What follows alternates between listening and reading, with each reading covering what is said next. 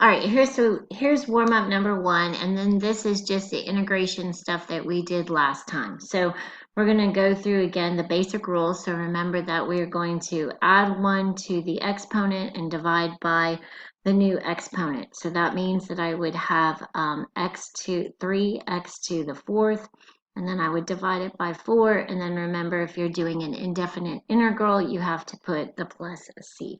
So you would have 3x to the 4th over 4 plus c. Okay, so then on to the next one. I would have negative 3/4, and then I would have times x to the 3rd over 3 plus c. I can go ahead and I can simplify this so I can cross out the 3's. So I'm going to end up with negative 1/4 x to the 3rd plus c. Okay, so then on to number 3. Before you do number 3, you're going to have to rewrite it. So we write it as 4x to the negative 2 dx. Now you can go ahead and you can do it. So then you're going to add 1 to it, so that's going to make it a negative 1. So you're going to have 4x to the negative 1 power divided by negative 1 plus c. So I can rewrite it as negative 4x to the negative 1 plus c. Okay, then on to number 4. Number 4, again, you're going to have to rewrite it because we have a radical in the bottom. So when I do the integral, it's going to look like this: 4x to the negative 1/2 power dx. Okay, so then when I add 1 to here, I'm going to add 2 over 2, so I end up with 1/2. Divide by 1/2, I'm going to multiply by the reciprocal. So I'm going to have 4 times 2x to the 1/2 power, and then plus c. So this is going to be 8x to the 1/2 power plus c. And then, oh, in this I forgot the negative, sorry. So this is negative 8. Okay, then on to the next one. So rewriting this, I would rewrite it as 6x to the 1/4 power dx. So now I'm going to add 4 over 4. So when I add 4 over 4, I'm going to get 5/4. So then I'm going to multiply by the reciprocal. So 6 and then times 4/5 x to the 5/4 and then plus c. So then go ahead and kind of, fix this up just a little bit. So 24/5 x to the 5/4 power plus c. Okay, then next one we have is one of the trig ones. So remember that we have our, little thing that goes sine, cosine, negative cosine, and sine. And then when we do integration, we're going up. So this is negative sine, so that means I'm going to positive cosine. So that means that I'm going to have 3 cosine x plus c would be my answer. Okay, and then now I'm going from cosine. Okay, so if I go from cosine, I go to sine. So that means that I'm going to have 2 sine x plus c. All right, so the next thing that I'm going to do is just show you the answers from the homework from the day before. Okay, so I did the video on the first one. So here is the second page that you had to do.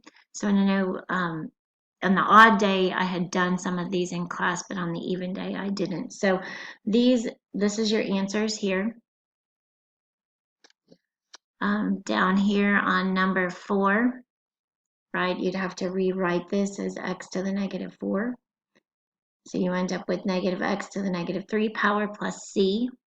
This one you're going to have to rewrite it as a fractional exponent.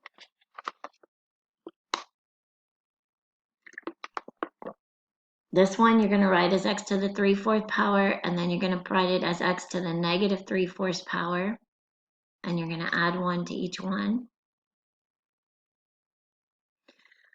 Down here, this one, you had to multiply it out first so that it looks like a polynomial. Then you can go through and you can do the integration. So your final answer is x cubed over 3 minus 5x squared plus 25x plus c. Number 8 was kind of challenging. First, you had to multiply it out. to get 9x squared minus 12x plus 4, and then you had x to the 1/2 power on the bottom. Then you had to split it into 3 different fractions. Then you had to use your exponent rules and do the top minus the bottom. So that's where you got that this was x to the 3/2. This is going to be x to the 1/2 and then x to the negative 1/2. And then you go ahead and integrate.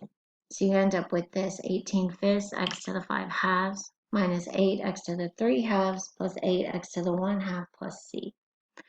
And then this one is just using your trig rules. Okay, so then turning it over, number 10, you had to use those trig rules that I gave you on the back of that worksheet. So, you know, the integral of secant squared is tangent, and then cosine is sine, and then 1 is t. We skipped number 11. Number 12, we just had to break it apart. Number 13, you would have had to rewrite it as 1/2 x to the 1/2 minus 4x dx. Then take the integral. So you end up with 1/3 x to the 3/2 minus 2x squared plus c. This one is just a trig one. And then 15, you would have to break it apart into individual fractions, and then you have to go ahead and you have to do the exponent rules. So you get x squared minus 3x plus 4. So then you're going to take the integral down here. All right, so then the bottom part, you had the second derivative, and you had to go to the first derivative, and then you had to go to f of x. So you're going to take the integral of the second derivative, gives you f prime. The integral of 2x is going to give you x squared plus c. Then you're going to plug in the 2 and set it equal to -1. Solve for c, you get -5. So that means that f of x was x squared minus 5. Then you have to take the integral again, and you end up with this x cubed over 3 minus 5x plus c. And now you're going to solve it for c again. C is 7, and so you end up with x cubed minus 5x plus 7. Number 17 is dealing with trig. So you actually take the derivative, gives you f prime is sine x plus c. Put in pi, set it equal to 2. Sine at pi is 0, so c is 2. Then that means that your equation is sine x plus 2, so you have to take the integral again. So now we're down to f of x. We get negative cosine x plus 2x plus c. And now I'm going to put in the pi and the -1. And so I end up with c being -2 pi minus 2. And so then my equation looks like this: negative cosine x plus 2x minus 2 pi minus 2. It just has the -2 pi minus 2. All right, so then your assignment for today is going to be the scavenger hunt. And so you're going to, start with the first problem, and then that will lead you to an answer, and then you're going to find your answer, and then that'll lead you to the next problem. It's kind of like the circuits that we've done in class.